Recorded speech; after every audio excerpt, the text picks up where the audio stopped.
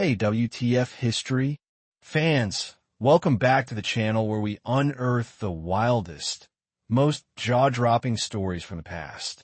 Today, we're diving headfirst into ancient Persia, a civilization that gave us poetry, mathematics, and the world's first charter of human rights. But also some practices so shocking they'll make your skin crawl. Literally, picture this. You're in a courtroom, the weight of justice on your shoulders. And the chair you're sitting in isn't made of wood or velvet. It's upholstered with human skin. Your father's skin. Yeah, you heard me right. Let's start this insane journey with a story that'll haunt you long after the video ends.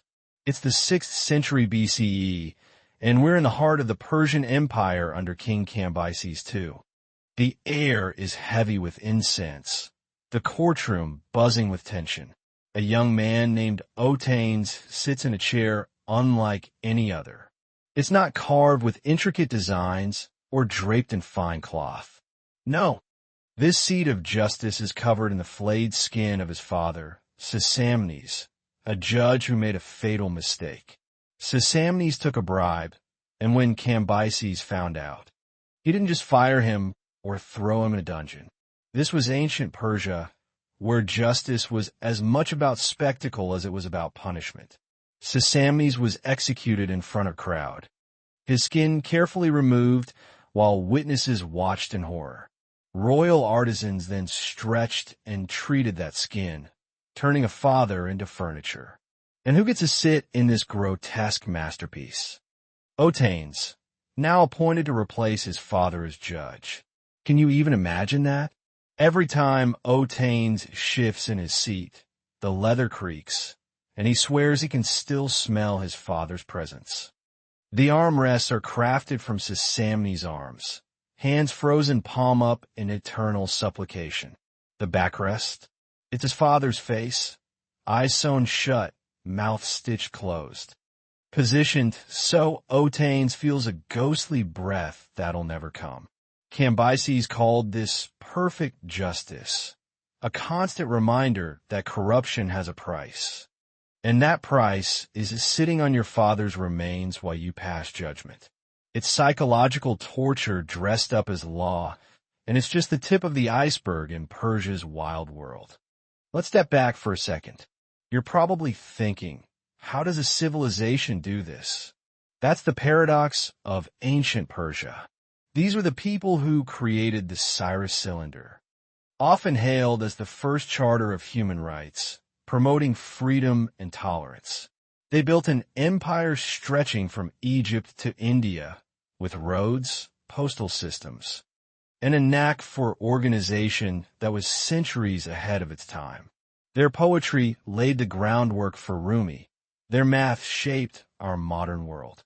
But alongside that brilliance was a dark obsession with purity and cosmic order, rooted in their religion, Zoroastrianism. This faith saw the world as a battle between Ahura Mazda, the god of light, and Angra Mainyu, the force of darkness. Every law, every ritual, every punishment was about keeping that balance. And sometimes that meant doing things that would make your stomach turn. The chair wasn't just about punishing Sisamnes. It was about control. Persia's empire was massive, diverse, and tough to govern. To keep everyone in line, they needed symbols that screamed obedience. A chair made of human skin? That's not something you forget. It's a warning to every judge, every official, every citizen. Step out of line, and your legacy could become furniture. But Otanes' story doesn't end with him sitting in that chair. As he spends his days judging cases, he starts digging into his father's crime. What he finds changes everything. Sisamnes didn't take that bribe for personal gain. He took it to save an innocent man from execution, a man falsely accused by someone trying to steal his property. Sisamnes chose mercy over law, and for that, he was flayed. Now Otanes sits on the skin of a man who died for compassion, forced to uphold a system that punishes it. That paradox is eating at Otanes. and it's going to eat at us as we journey deeper into Persia's dark side. This chair is just the beginning, a single thread in a tapestry of practices that blend brilliance with brutality. The Persians were obsessed with keeping the world pure, whether it was their bodies, their water, or their souls. That obsession led to rituals and punishments that sound like they belong in a horror movie, not a history book. And the next stop on our journey is one of the creepiest, the Towers of Silence, where the dead weren't buried or burned, but left for vultures to devour. If you're already hooked on this wild ride, stick with us. The story's about to get even crazier, and you won't want to miss what's coming next. Welcome back, WTF History crew. Last time, we left Otanes sitting in that horrific chair made of his father's skin, wrestling with a system that turned mercy into a death sentence. That chair was a symbol of Persia's obsession with purity and control, but it's not the only one. Today, we're stepping out of the courtroom and into the desert, where the Persians took their dead to a place called the Towers of Silence. These weren't graves or cremation sites. They were open-air platforms where vultures did the work of disposing of bodies. Yeah, it's as wild as it sounds. Let's climb those towers and see what they reveal about Persia's twisted pursuit of purity. Imagine you're in the Persian desert at dawn. The air's still cool, but the heat's creeping in. And above you, vultures are circling, their shadows flickering across the sand. They know the schedule better than the priests do. A funeral procession approaches a massive stone structure, a circular tower called a dakma, open to the sky. There's no music, no crying, not even a whisper. In Zoroastrianism, death was the ultimate impurity. The moment life left a body, it became a vessel for demons, and sound itself was considered unclean near a corpse. Silence was sacred, and the family walking behind the body of Arzhan, a merchant who died 3 days ago, knows it. Their faces are covered with white cloth, their breaths shallow, as if the air could taint them. Why no burial? No cremation? In Zoroastrian belief, a corpse couldn't be buried. That would pollute the sacred earth. Burning, it would defile the holy fire. Sinking it in water would poison the rivers. So, the Persians built these towers of silence, where nature's cleaners, vultures, could dispose of the dead without contaminating the elements. The bearers, men whose job made them permanently impure, carry Arshan's body up the tower's narrow steps. His family can't follow. They'll never see him again. At the top, the scene is chillingly methodical. Bodies are laid out in 3 concentric circles. Men on the outer ring, women in the middle, children at the center, all naked, all face up. The bearers strip Arshan's clothes using hook poles, never touching the body directly. Even they have limits to the impurity they'll accept. And then the vultures descend, not waiting for the bearers to leave, but diving in with shrieks. Fighting over the softest parts first. The eyes go immediately, then the face. In the desert heat, with dozens of birds at work, a body could be stripped to bone in under an hour. But here's the dark twist. If you were wealthy, you could pay for prime placement where the vultures would get to you first. The poor, they were left on lower platforms, where overstuffed vultures might take days to start. Imagine Arshan's family below, knowing he's rotting in the sun, waiting for birds too full to fly. The priests, watching from a distance. Take notes on the vulture's behavior. They believed it revealed spiritual truths. A body consumed quickly meant a pure soul. One ignored suggested corruption, maybe demonic possession. Families waited anxiously for these reports, their loved ones' afterlife hanging on a vulture's appetite. It's wild. Your eternal fate decided by a bird's hunger. And it gets worse. Children's bodies were placed in the center circle, and their mothers had to watch from a platform, believing their grief would guide the tiny souls to paradise. Many never recovered from what they saw. The bones left behind weren't buried. They were swept into a central pit where lime dissolved them. No grave, no marquir. Just the memory of wings and the crack of vulture talons on stone. Even noble families weren't spared. One account tells of a wealthy matriarch dressed in fine silks, stripped naked at the tower's top. Her grandson wrote that he could never eat meat again. The sounds from the tower haunted him. Sometimes, the vultures didn't cooperate. In one case, a noblewoman's body lay untouched for 3 days. The priest declared her spiritually contaminated, her family shunned, her name erased, all because the birds weren't hungry. The towers weren't just about death. They were about control, reinforcing the idea that purity came at a cost, and the priests held the keys. This obsession with purity didn't stop at death. If touching a corpse could taint you, the Persians had a ritual to fix it, one so bizarre it makes the towers look tame. Picture this.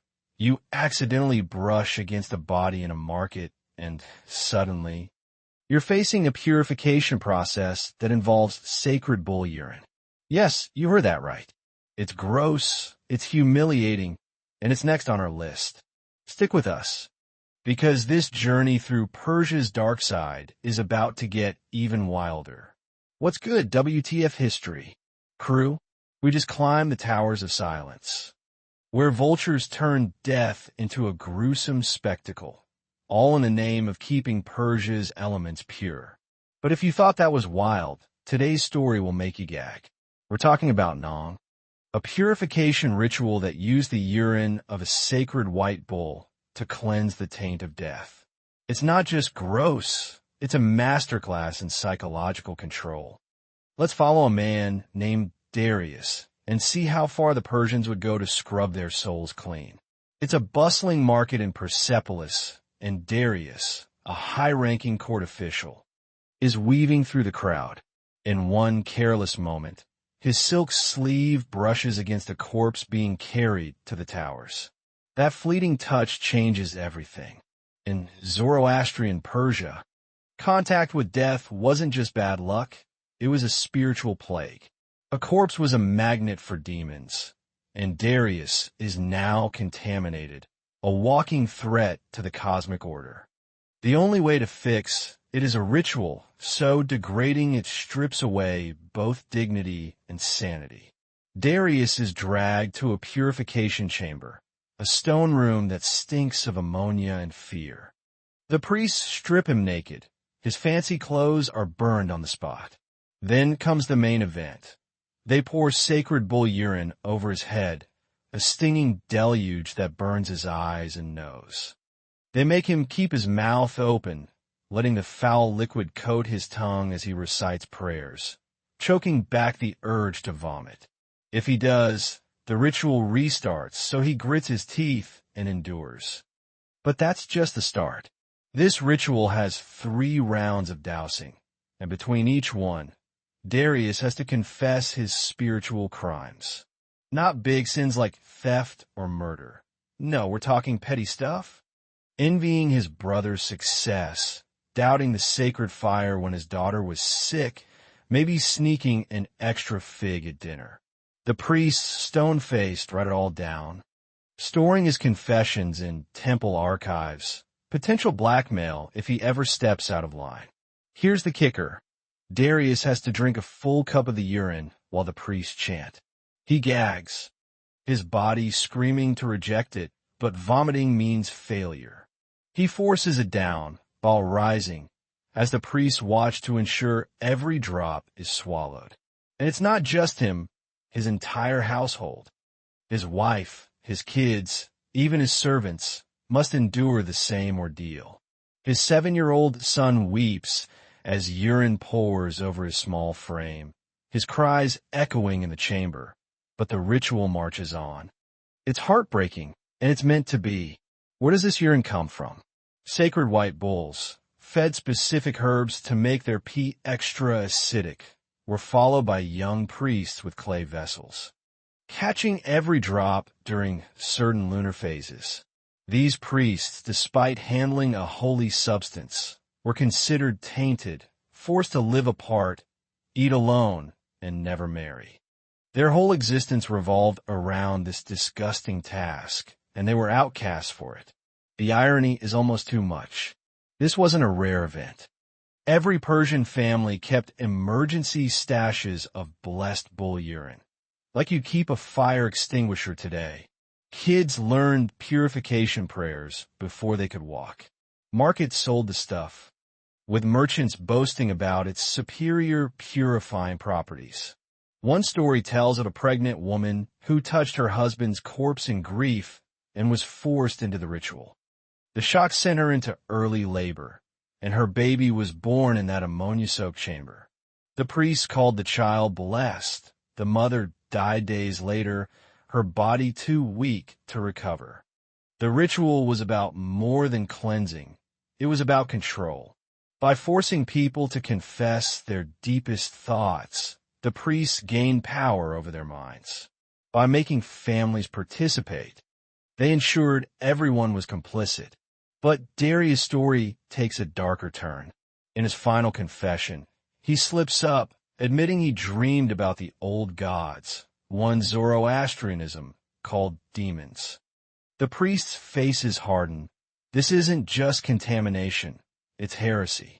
They bring out a special mixture, bull urine with crushed herbs and sulfur. Darius has to rub it into every crevice of his body. His skin burning, peeling. Stopping would mean admitting weakness, which carries worse punishments. He survives, but he's marked forever, his status at court tainted by whispers of his shame. This obsession with purity could turn a single touch into a nightmare. But what happened when an entire river was contaminated? One man's desperate act would plunge a whole region into chaos. And that's where we're headed next. So stay with us for the next chapter of this wild Persian saga. Hey, WTF history? Fam, you're back, and I'm pumped to keep this crazy journey going. We just watched Darius endure a bull urine bath to cleanse his soul, a ritual that showed how far Persia would go to keep things pure. But what happens when purity isn't just about one person, but an entire river, the lifeblood of a community?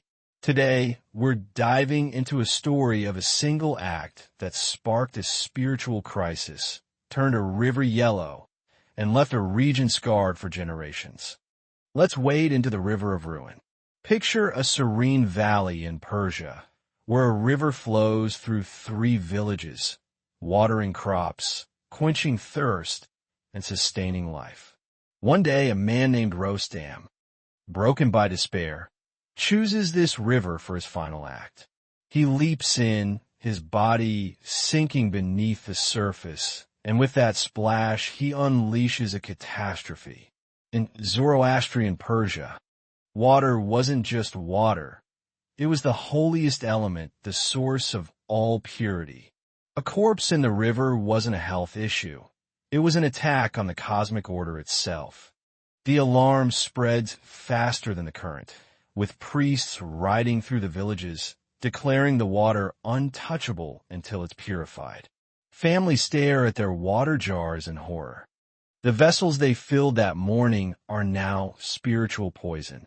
By day 3, kids start showing signs of distress, not from physical thirst, but from terror. They've been taught since birth that contaminated water invites demons into their bodies. Parents watch helplessly as their children refuse even pure water, convinced they're possessed. The purification ritual takes 9 days and nights, and it's a grueling spectacle. Priests work in shifts, chanting over the river, pouring barrels of sacred bull urine and other purifying substances upstream. Sacred fires burn on both banks, casting a flickering glow as the river turns yellow, then brown, reeking of ammonia and chemicals. Rostam's family bears the brunt of the blame.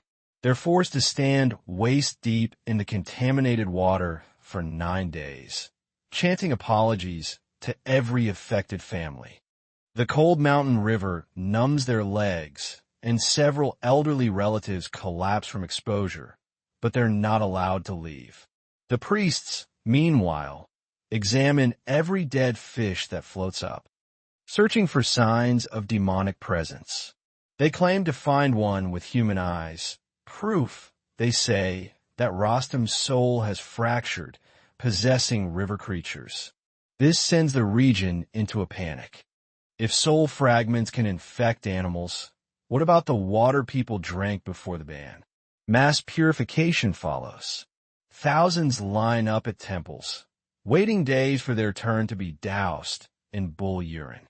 Some families, desperate, try their own cleansings, mixing random substances that lead to poisonings the priests blame on demons.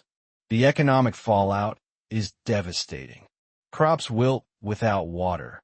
Animals refuse the yellowish river, and trade routes shut down. One merchant tries to bring water from distant wells, seeing a business opportunity. But the priests arrest him for bypassing divine purification. His punishment? Drinking only the contaminated river water for the duration of the ritual.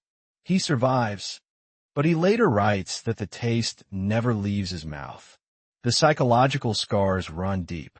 Kids who live through this water terror grow up obsessive, checking water sources multiple times, whispering unauthorized prayers to ward off demons.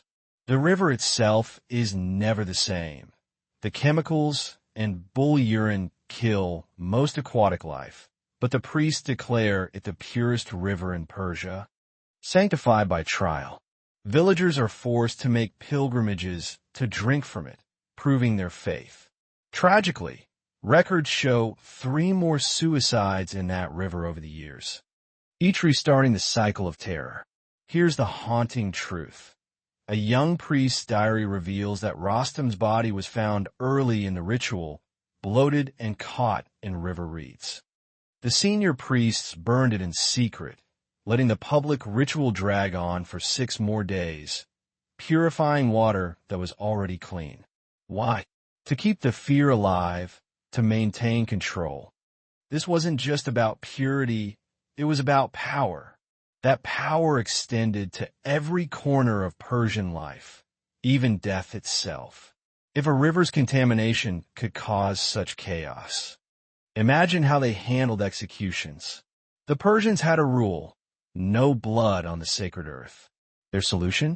Bloodless deaths that were anything but merciful. We're heading to the execution pits next, where suffering was an art form, and the screams echoed without a drop spilled. Stay with us. This is about to get even darker. Yo, WTF history? Squad, we're back, and things are about to get grim. We just saw a river turn into a spiritual battlefield, with bull urine and fear ruling the day.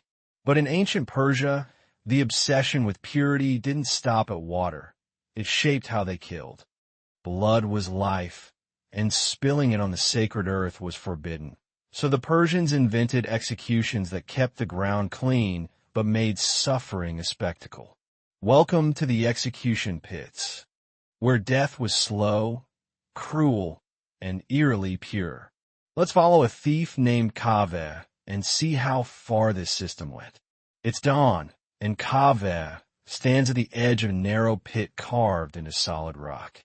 It's barely wider than his shoulders, with smooth walls offering no grip.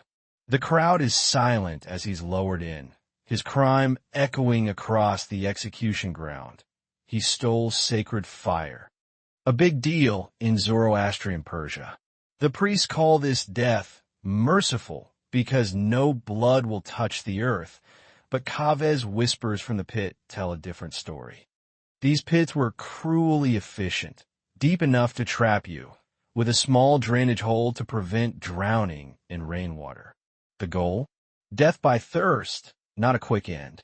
Every morning, guards lower dry bread on a rope, not out of kindness, but to prolong the agony. The bread keeps Kaveh alive, just enough to make the thirst unbearable. They even keep charts, tracking how long each prisoner lasts. The average is 4 days, the record 12. By day 4, Kaveh's hallucinating, talking to his dead mother, begging the fire god Adder for forgiveness. The guards take notes, believing these ravings are prophetic, messages from the edge of life and death. Families can visit, but can't speak or help.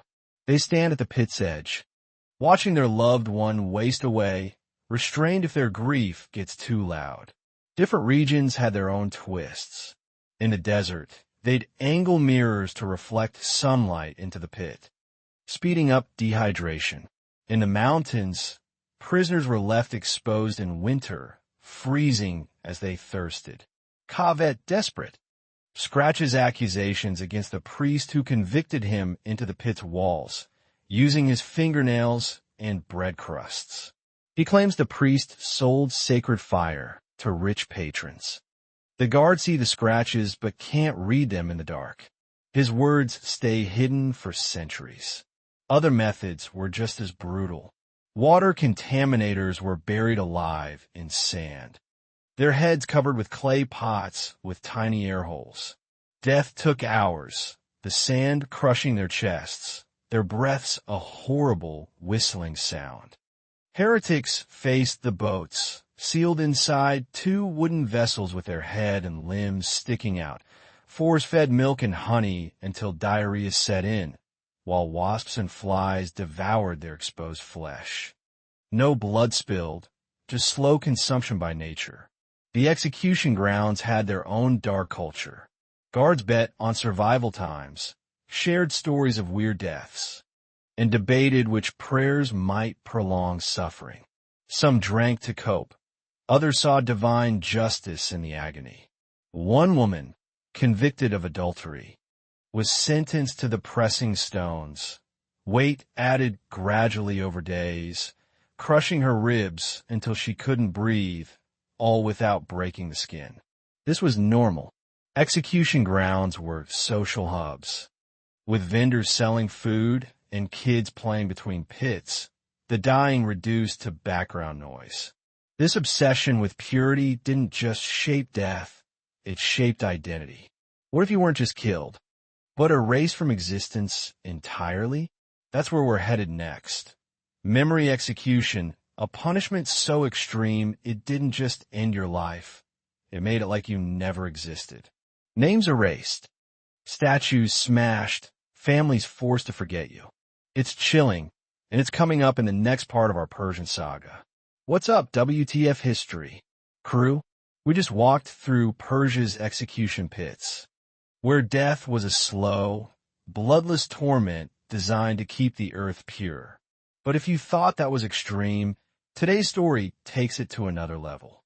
We're diving into memory execution, the ultimate Persian punishment that didn't just kill you, it erased you from existence. Your name, your deeds, your legacy, gone, like you never walked the earth. Let's meet General Vahim and see how far the empire would go to unmake a man. Vahim was a legend, commander of 10,000 men, victor of countless battles, builder of monuments across Persia. But he made a fatal mistake. He suggested the king's bloodline wasn't divinely chosen. That was heresy. And in Persia, heresy didn't just mean death. It meant obliteration. The process started with a private, bloodless execution, witnessed only by priests. But that was just the warm-up. The real punishment was the erasure. Every inscription with Vahim's name was tracked down and chiseled away. Every document mentioning his deeds was burned. Every statue of his face was ground to dust. The empire's vast bureaucracy became a machine of destruction, wiping out every trace of him. His family was forced to help. His wife burned their marriage contract. His sons chiseled his name from the family tomb. His daughters watched their dowry documents, proof of their noble lineage, turn to ash. Refusing meant joining him in oblivion. Speaking Vahim's name became a death penalty offense. Even thinking it was spiritual contamination. His family used code words, calling him the absence or the one who wasn't.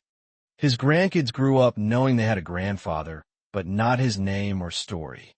One daughter resisted, wearing a ring with symbols that secretly spelled his name in ancient script.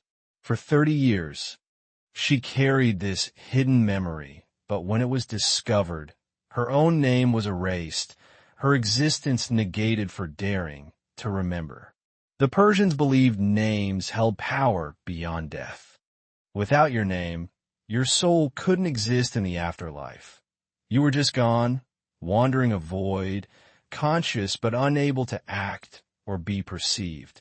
Special investigators, called memory hunters, scoured the empire for hidden references.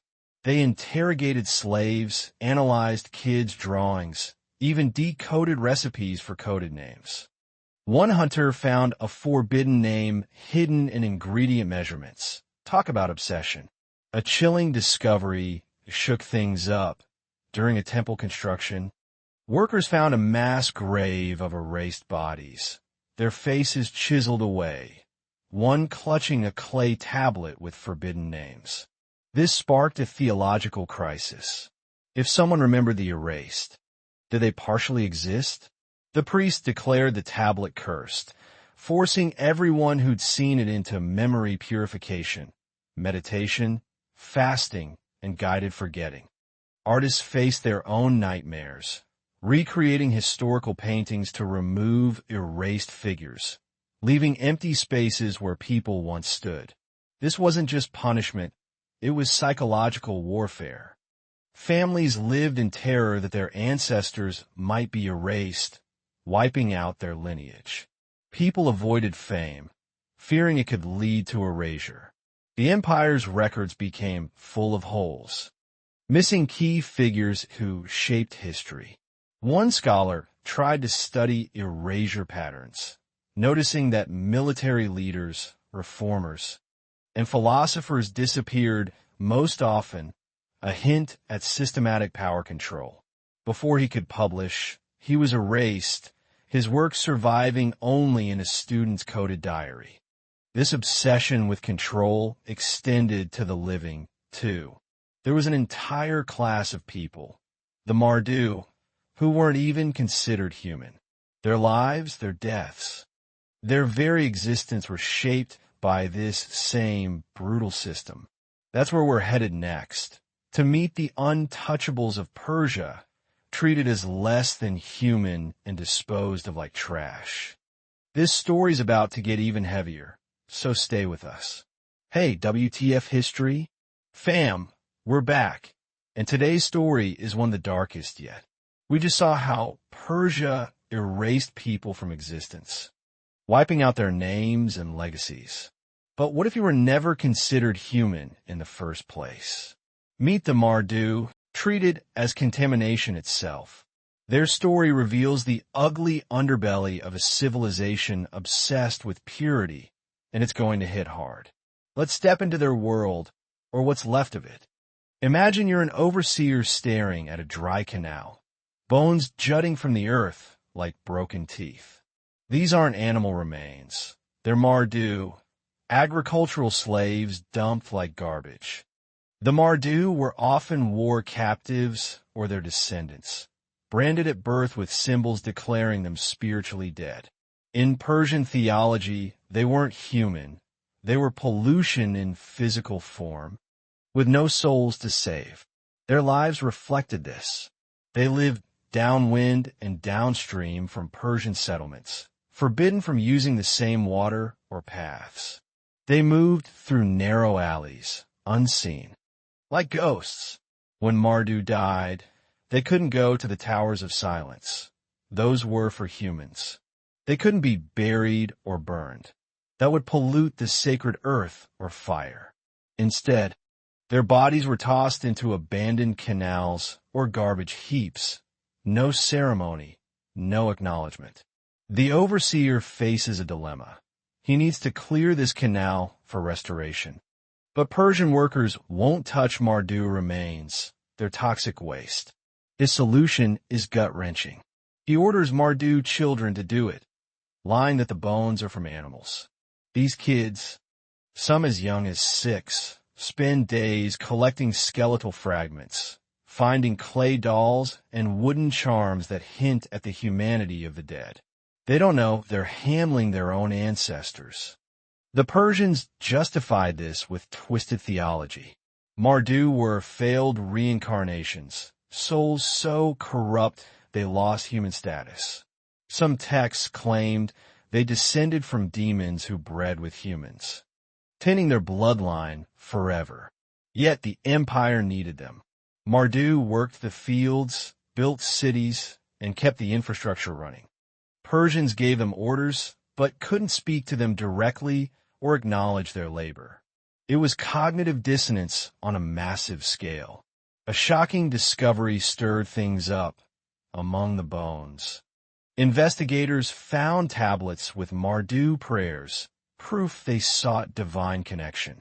This sparked a theological firestorm. Progressive priests argued it showed Mardu had souls. Conservatives called it blasphemy, like animals mimicking humans. The king declared the tablets cursed, banned Mardu religious expression, and doubled down on their dehumanization. Disease outbreaks often started in Mardu quarters, where overcrowding and filth were rampant. When plagues spread to Persian neighborhoods, Mardu were blamed for poisoning the air with their spiritual corruption. Mass cullings followed, not executions but cleanings as if removing trash. One story tells of a Persian child playing with a Mardu child, not noticing the forehead brand. The Persian child got a purification ritual. The Mardu child was beaten to death for contaminating a human. The trauma was generational. Mardu kids grew up believing they were soulless, and suicide rates were high. Escape was nearly impossible. Those forehead brands marked them everywhere, and most who fled were returned under treaties, facing brutal punishments for identity theft. The system only collapsed when the empire weakened and Mardu and Persian blood mixed during invasions, breaking the theological framework. If being deemed subhuman was horrific, imagine being told that marrying your father or sister was the holiest act you could perform. That's where we're headed next. Zwidoda, the sacred incest celebrated as divine perfection. This one's going to shock you to your core, so stick with us for the next chapter. What's good, WTF history? Crew, we just met the Mardu, treated as less than human in a society obsessed with purity. But if you thought Persia couldn't get any wilder, hold on to your hats. Today, we're diving into Zwidoda, a practice where marrying your father, mother, or sibling wasn't just accepted. It was celebrated as the holiest form of union. This wasn't hidden in shame. It was a badge of spiritual honor. Let's follow Golar, a girl groomed for this fate, and see how far Persia went to chase divine perfection. Golar is 16, and her wedding day is also her birthday. Her groom? Her father. Since she was 7. She's been trained for this moment by women who've lived through similar marriages. They teach her prayers for consummation, ritual positions, and mental tricks to turn revulsion into religious ecstasy. Her mother, who married her own uncle at 14, gives her chilling advice. Dissociate, separate mind from body during intimate moments. It's practical. How to hide pain, fake enthusiasm, endure the unthinkable.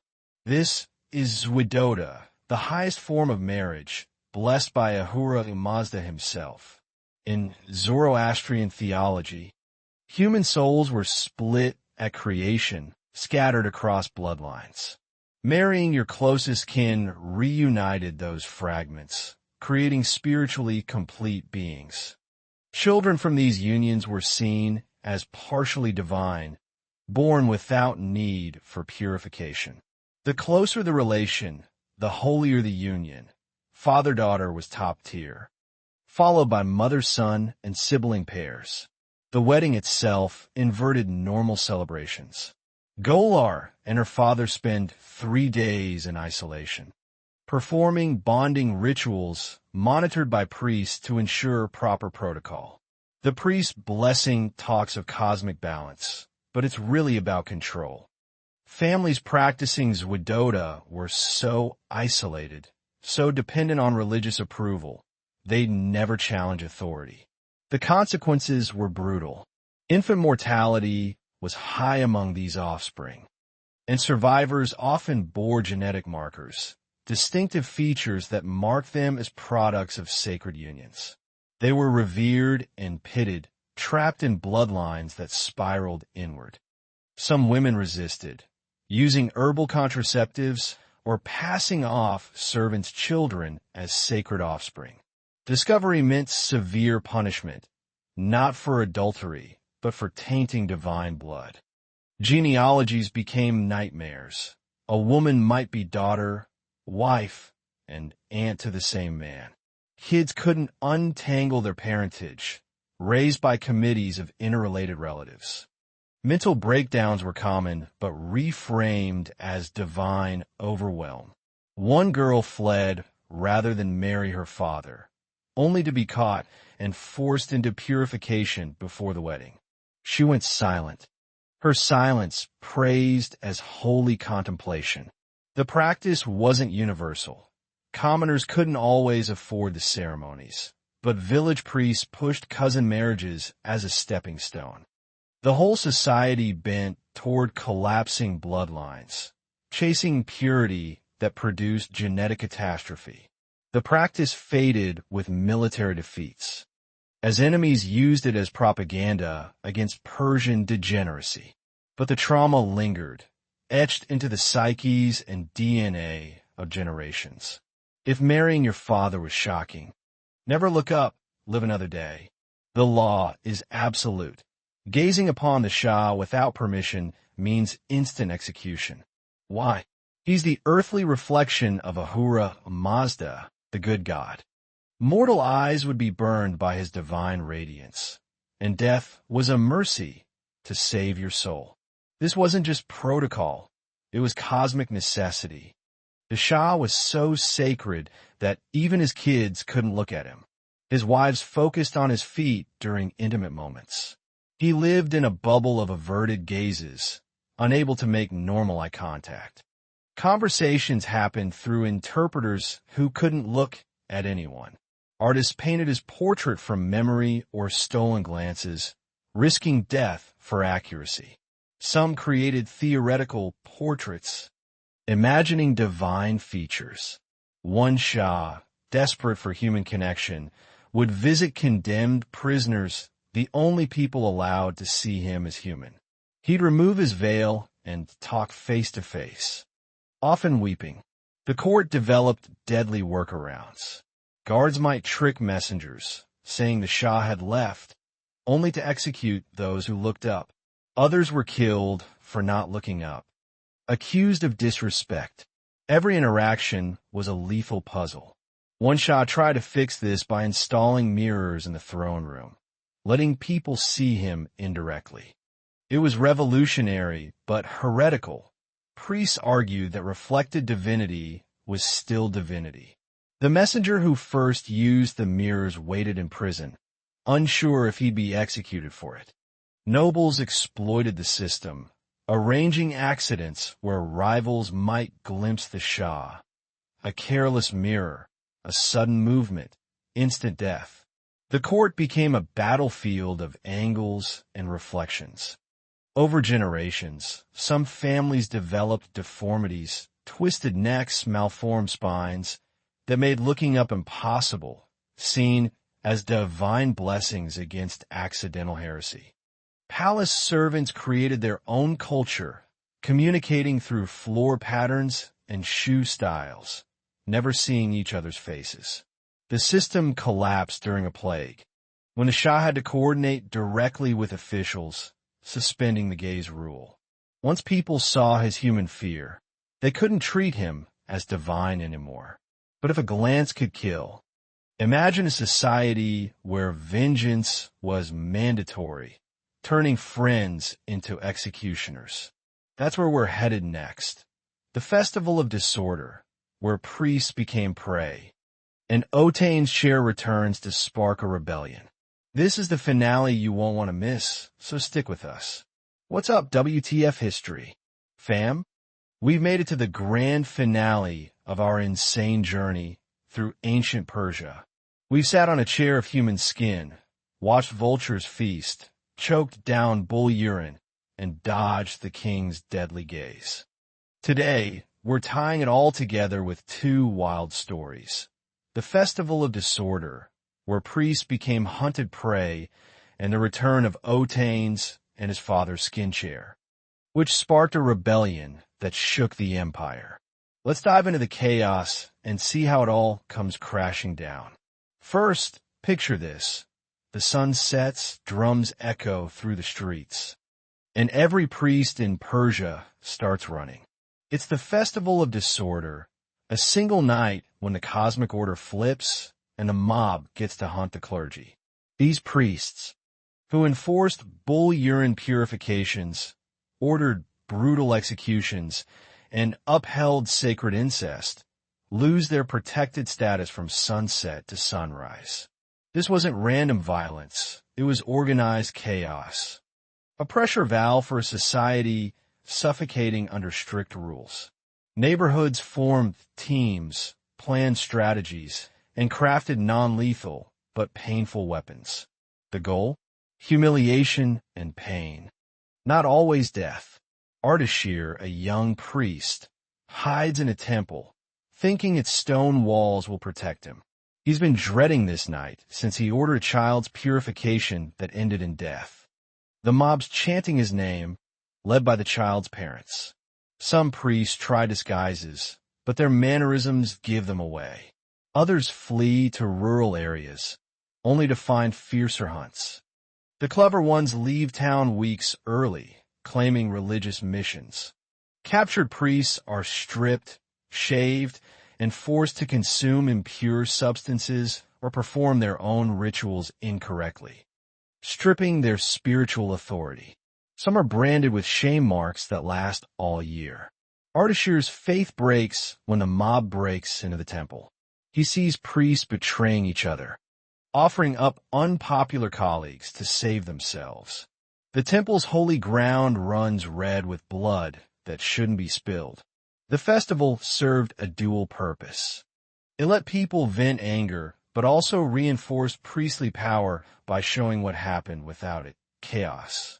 Many citizens, horrified by their own actions, became more devout afterward, seeking forgiveness.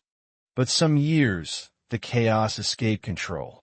If a hated priest was killed, others might refuse to perform rituals, leaving communities spiritually stranded. The empire punished excessive violence, but kept the festival as a necessary outlet. The psychological toll was brutal. Priests who survived multiple festivals lived in paranoia, seeing hunters in every congregate. Some mutilated themselves to avoid recognition. Kids grew up treating the hunt as a rite of passage, practicing on priest effigies, bonding over brutality.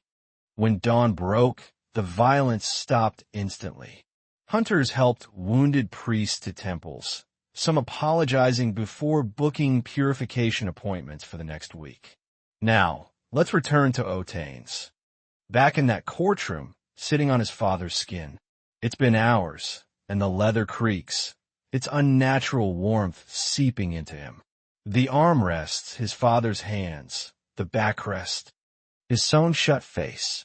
A merchant stands before him, guilty of watering wine, a minor crime, usually fined. But Otanes can't focus. He's learned the truth. His father, Sisamnes, took a bribe to save an innocent man, choosing mercy over law. Now Otanes sits on the skin of a man punished for compassion. In a moment that echoes through Persian history, Otanes stands and declares, I cannot dispense justice while sitting on injustice. The courtroom erupts. Some cry blasphemy. Others see truth. Otanes reveals the paradox. The chair, meant to warn against corruption, is built on cruelty that corrupts justice more than any bribe. His father's mercy was twisted into betrayal. How can a system punish injustice with greater injustice? His words spark a movement. Judges across the empire question the system, refusing brutal punishments, reopening old cases, finding more paradoxes, justice built on cruelty, purity maintained through defilement. The chair becomes a symbol of resistance, drawn in secret, coded into poetry. The empire tries to silence dissent, but the idea spreads. You can't unskin a truth once it's exposed. Persia's obsession with purity, through skin chairs, vulture towers, bull urine, sacred incest, and forbidden gazes, created a system that collapsed under its own contradictions. The Cyrus cylinder promised human rights, but the empire's practices damaged bloodlines for generations. The chair was never found, but archaeologists sometimes uncover leather fragments with unnatural warmth, DNA that matches no known animal. They catalog them quietly, try not to think too hard. What's the lesson? When purity demands cruelty, when justice requires horror, the system sows its own destruction. Persia's story echoes in every courtroom where humanity is forgotten. Wow, what a journey, WTF history. Fam, from human skin chairs to hunted priests, we've uncovered a civilization that was as brilliant as it was brutal. If you love this series, smash that like button, hit subscribe, and drop a comment below. Tell us which Persian practice shocked you the most, or what wild history you want us to tackle next. Share this with your friends. And let's keep digging into the past's darkest corners. This is WTF History, and we'll see you in the next one.